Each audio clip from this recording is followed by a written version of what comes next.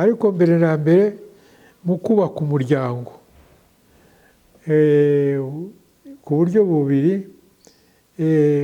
kurongoza cyangwa kurongozwa umwishywa. Hari no kwakira, icya kabiri ni ukwakira umwishywa. Kurongoza umwishywa aha ngaha navuga nti ni cya kimenyetso, ni cya kimera gihuza hungu na kobwa bakabyarira u Rwanda. Ubu ngubu igihuza umusore n'umukobwa tuvuge ni ya ndamwemeye, ndabyemeye, uko birabyemeye, bikaba birangiye babivuze bombi, bafashe n'ibendera, biba birangiye, basohotse ntibavuga ngo ntacyo turakora, biba byarangiye. Cyangwa bicecekeye bati wemeye ko nyiranaka cyangwa wemeye ko kanaka, bakicecekera, biba nta kiraba. Ariko bavuze bombi bati turabyemeye, ndamwemeye, biba birangiye. Abanyarwanda nabo bari bafite uko babikora. Umusore agashyira, agatamiriza umukobwa umwishywa, akazingazinze akamushyiraho, akivuga ati ndakurongoye mwe rugize rute, mwe na rugize rute. Bikaba birangiye, byabaga birangiye mu gahanga. Byashoboraga no kuba mu ijosi, ariko cyane cyane mu gahanga. Akivuga ati ndakurongoye mwe na rugize rute. Bikaba birangiye, nta kindi. Yenda akamuteraho n'ibyo bita imbazi nyine, amata avanze n'ikindi kimera, akigendera. Byabaga birangiye. Nta mukobwa waterwaga umwishywa inshuro ebyiri. Iyo nshuro ya mbere yabaga irangiye. Babikoraga nijoro. Ntabwo uwo muhango wanditse no mu bitabo hirya no hino, kandi hari benshi babizi, sinabitindaho, ariko babikoraga nijoro nyine, babanje kubyina, babanje kugira ibyo byajya mu rwego cyangwa mu kiganiro cy'ubukwe bw'u Rwanda muri rusange. Ariko igihe cyarageraga nyine nijoro, ubukwe bwabaga nijoro kera. Abapadiri bataraza, yewe naho baziye uko byagiye bigabanuka gahoro gahoro, bwabaga nijoro.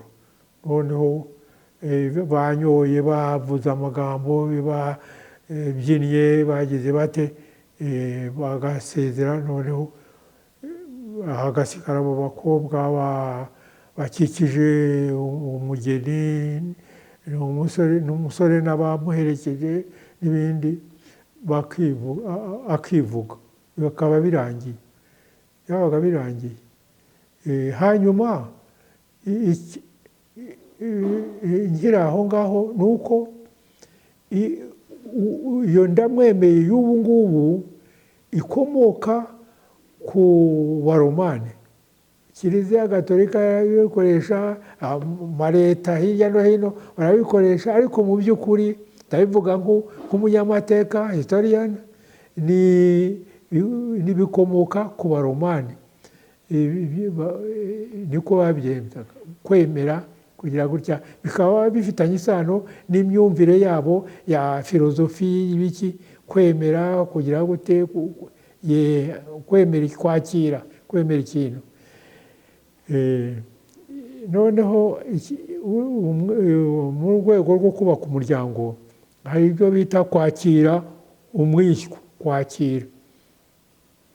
Kwakira ni ukusabana k'umugabo n'umugore, by'umugore n'umugabo, byanze bikunze.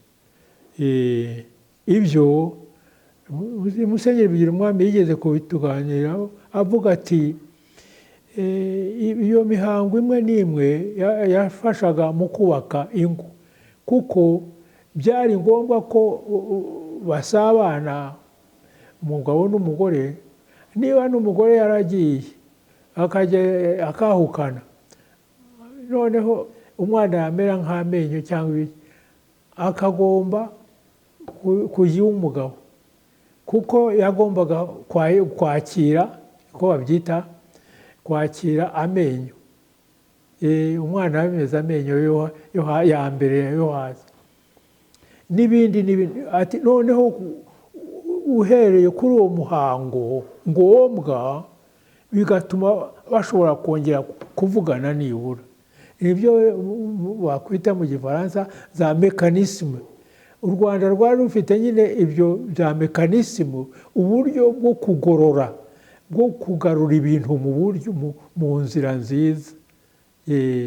Izo mekanisme abantu bashobora kuzikurikirana, nazo zikaba zabafasha mu byo kubaka umuryango, ntibibe mu magambo gusa.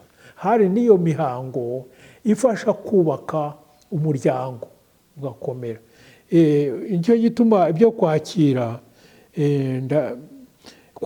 umwishywa byariho cyane. Urugero, mu bukwe nabivuze, iyo bamaraga, umusore yamaraga kwivuga n'iki, ababyeyi impande zombi aho babaga bari bagombaga nabo, ababyeyi b'umukobwa, ababyeyi b'umuhungu, kwakira umwishywa. Wa mwishywa bakawucamo ibice bibiri, igice kimwe kikazajya iy'umukobwa, abamuherekeje n'ibindi bakazakijyana noneho iwabo bakakira umwishywa, nyina na se. Umuhungu nawe ni uko. Ibyo rero bikitwa kwakira umwishywa. Umwishywa cya kintu gihambaye gikomeye cyahuje, cyafatanyije hungu na kobwa mu Rwanda. Ikindi bakiraga n'ubucutse, umwana acutse, nabwo bakagomba kwakira, umugabo n'umugore bakakira ubucutsa. Hanyuma amera y'amenyo nabivuze. Ikindi, igisage barogoshaga, hari ukuntu bogoshaga. Twebwe twarabiteze ibisage, noneho mu gihe amaze kukigutega, umugabo n'umugore, ababyeyi, so na nyoko, bakajya kwakira icyo gisage. Ikindi bakiraga ni ikibanza. Barubatse mbere yo gutaha, nako mu gutaha icyo kibanza bakagomba byanze bikunze kucyakira. Niba n'umugabo ari kure cyangwa ariko bakubaka bateze nyir'urugo adahari, bakakira. Ikindi bakiraga ni ikibibiro. Ikibibiro ni ikibindi cy'inzoga cy'amarwa, amarwa y'amasaka. Tuvuge niba babibye mu kwezi kwa kabiri, amasaka y'umwaka ushize, kwezi kwa kabiri, turi nko mu kwa kabiri, mu gihe cyo kubiba, amasaka bitaga amaka, cyane cyane yera mu kwa gatandatu. Muri rusange yeraga mu kwa gatandatu. Ikibiro rero ni ikibindi kirimo amarwa y'umwaka ushize, umwero w'umwaka ushize. Bagiterekaga ahantu bari bugere, bahinze bakumva yenda barananiwe cyangwa iki, noneho bakanywa. Kikitwa ikibibiro, kigahuza umwero ushize n'umwero uzaza. Mbese bikaba urusobekerane, ntihabe ikintu gicitse. Bataha rero bakakira ikibibiro, niko bacyitaga, kwakira ikibibiro. Byanze bikunze umugabo n'umugore. Urumva ubwo burumbuke, ubwo bwororoke nako, ubwo burumbuke bukajyana n'ubwororoke. bikaba bifitanye isano. Ibyo bita fertilité na fécondité, uburumbuke n'ubwororoke, bakabihuza, babikuza kuri ubwo buryo by'ibi byo kwakira ikibibiro. Kandi si ibyo tuba twarasomye n'ibiki, ikibibiro njyewe ndakizi kera mu muryango. Ikindi ni kwakira umwezanyo. Umwezanyo ni ijambo ryihariye rivuga umutsima w'umuganura. Umutsima w'umuganura. Umuganura wari ikintu gikomeye cyane, nawo umunsi mukuru w'umuganura nawo wari umunsi wa kabiri mu gihugu hamwe n'icyunamo mu rwego rw'igihugu.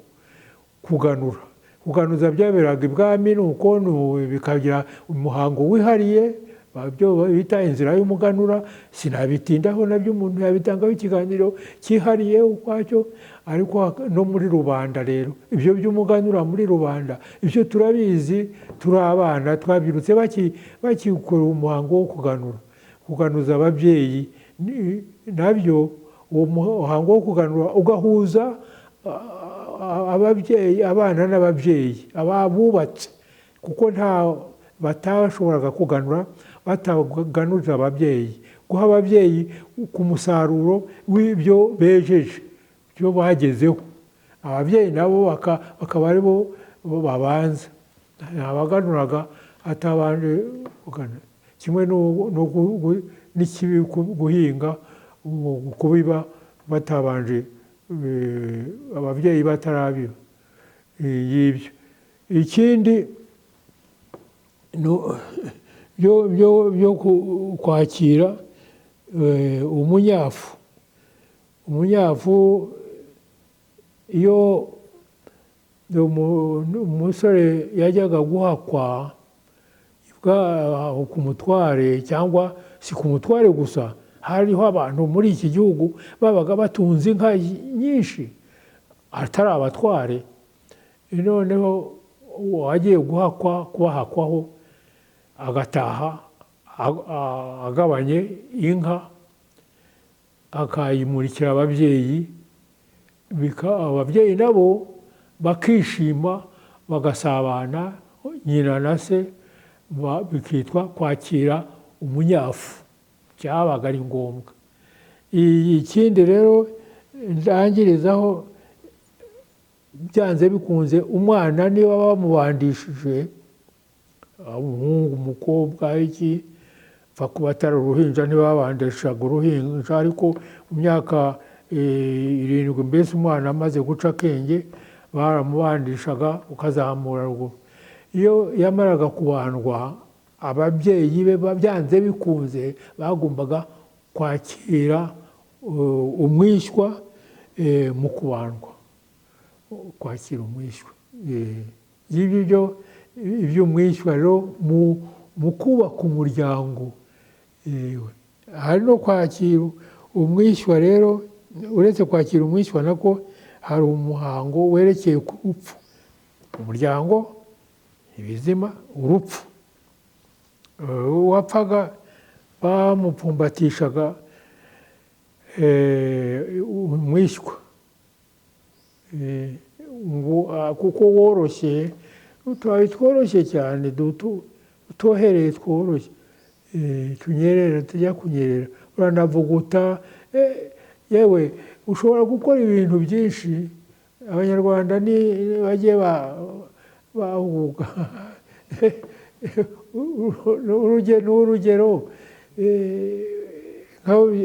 bivuge, bazagerageza, sinabigerageza, ariko kuko nkuzi cyane ibya produit cosmetique, ibara ryaho icyatsi kibisi, kimwe na za ROS, ibyo bikakarubamba n'ibiki byose ukabigura kuko byakorewe mu Bugereki cyangwa